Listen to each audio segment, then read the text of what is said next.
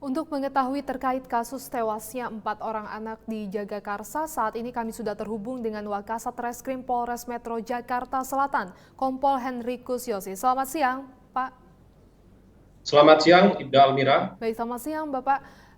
Kami ingin tahu terungkapnya kematian 4 orang anak di Jagakarsa berdasarkan laporan warga. Apa yang ditemukan warga saat itu, Pak? Baik, terima kasih. Jadi pada hari Rabu, tanggal 6 Desember 2023, sekitar pukul 13.30, warga setempat mencium adanya aroma tidak sedap yang sumbernya berasal dari rumah kontrakan saudari PD dan saudara DM. Ini sepasang suami istri yang tinggal di rumah kontrakan tersebut beserta dengan 4 orang anaknya. Nah, pada siang hari kemarin, di hari Rabu tersebut, ketika warga setempat mencium aroma tidak sedap, kemudian menghubungi pemilik kontrakan. Nah, dari pemilik kontrakan selanjutnya menghubungi saudari DM, karena pada saat itu saudari DM sedang dirawat di RSUD Pasar Minggu buntut dari kejadian penganiayaan atau KDRT yang dialaminya pada hari Sabtu tanggal 2 Desember. Mendapatkan informasi bahwa adanya bau tidak sedap melalui via telepon, saudari DM kemudian meminta bantuan kepada adiknya untuk mengecek ke TKP. Adiknya kemudian datang ke TKP dan bertemu dengan beberapa saksi di TKP, yakni tetangga kanan kiri rumah tersebut, kemudian bersama-sama membuka pintu dengan cara mendobrak karena tidak ada respon dari dalam. Nah, pada saat itu kondisi rumah gelap. Nah, kemudian hanya ada lampu di kamar mandi yang menyala. Di kamar mandi itu juga ditemukan saudara PD atau si suami dalam kondisi tergeletak di lantai kamar mandi dan dalam posisi tidak menggunakan pakaian.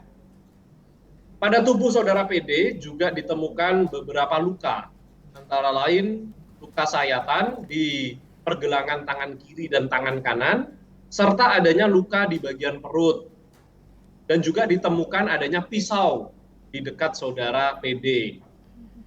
Setelah menemukan saudara PD dan dicek kondisinya masih hidup, kemudian beberapa saksi tersebut mengecek keberadaan anak-anaknya.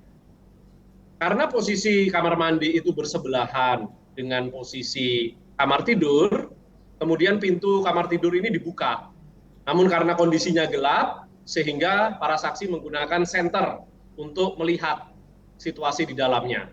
Para saksi kemudian menemukan adanya 4 jenazah atau anak-anak dari PD tersebut sudah ditemukan dalam kondisi tidak bernyawa, berada dalam kasur dan berbaring di dalam satu ruangan yang sama.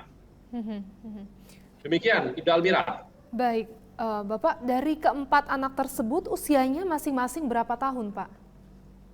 Ya, jadi 4 anak tersebut, yang pertama VA usia 6 tahun, kemudian S usia 4 tahun, AR usia 3 tahun, dan AS usia 1 tahun. Dan apakah sudah diketahui tewasnya keempat anak tersebut dikarenakan apa, dan apakah ayah korban ini terlibat, Pak? Ya, jadi sampai dengan saat ini, kami dari Polres Metro Jakarta Selatan berkolaborasi dengan Puslap 4 Mabes Polri, Dokpol, dan Inavis masih mendalami terkait dengan peristiwa ini.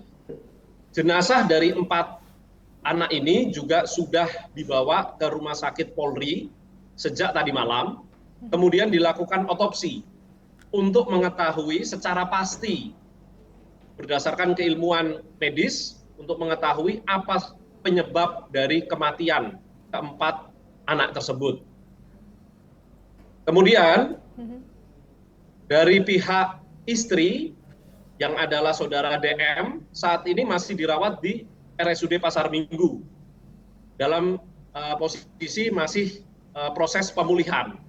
Kemudian saudara PD sendiri saat ini dirujuk di Rumah Sakit Polri Kramat Jati untuk mendapatkan perawatan yang intensif juga dikarenakan adanya sejumlah luka.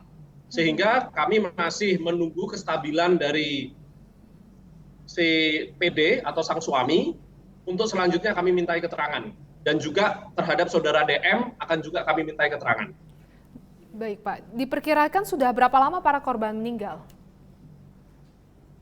Jika berdasarkan keterangan para saksi yang sudah kami mintai keterangan, jadi ada beberapa saksi, termasuk salah satunya adalah tetangga atau pemilik rumah kontrakan ini, menyatakan bahwa mereka terakhir melihat aktivitas si suami beserta dengan anak-anaknya itu adalah pada hari Minggu. Sejak saat itu sudah tidak lagi melihat adanya aktivitas hingga pada hari Rabu siang kemarin ditemukan 4 anak ini sudah dalam kondisi tidak bernyawa. Kalau dari kondisi sang ibu Pak, itu bagaimana? Ya, jadi pada tanggal 2 Desember hari Sabtu,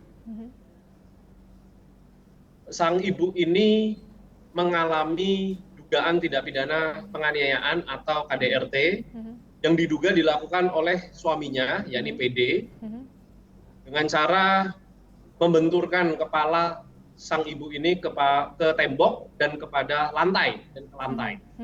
Selanjutnya, setelah peristiwa kekerasan tersebut, si ibu kemudian masuk ke rumah sakit dilakukan perawatan.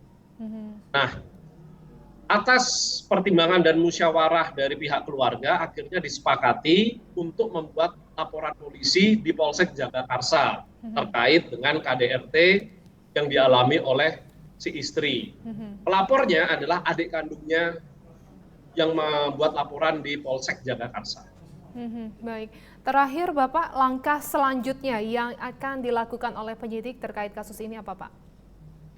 Ya, jadi langkah selanjutnya, yang pertama kami saat ini menunggu hasil dari otopsi yang sudah dilakukan oleh tim kedokteran forensik dari Rumah Sakit Polri. Selanjutnya kami juga menunggu hasil dari pemeriksaan Puslap 4 Polri yang sementara ini masih terus bekerja. Kami juga berkoordinasi dengan UPT P3A untuk melakukan pendampingan terhadap istri atau saudari DM untuk pendampingan psikisnya, sehingga ketika sudah pulih baik fisik maupun psikisnya, kami rencana akan melakukan pemeriksaan terhadap yang bersangkutan. Kami juga berkoordinasi dengan dokter dari Rumah Sakit Kramat Jati untuk melihat perkembangan kesehatan dari saudara PD.